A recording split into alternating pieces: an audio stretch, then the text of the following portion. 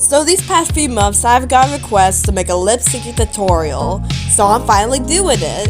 Here's my method to lip sync characters that's simple and time efficient. The first step is to draw out your mouths in the art program.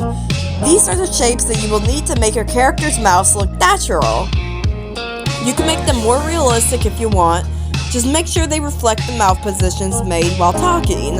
Make sure that you export each one individually with a transparent background. Next, go to Opentoonz and import your rig.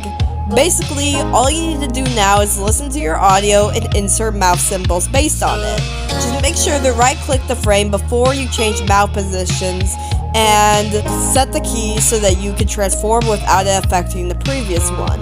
Let's walk through an example. So we want this guy to say hello.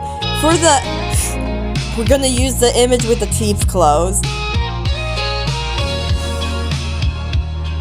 For the L, use a mouth image that is more open, preferably with a tongue. For the O, use a mouth image that looks like a circle. Finally, add some head and arm movements to imitate conversation. And there you have it. I hope this tutorial helped you, and I can't wait to see what cartoons y'all make.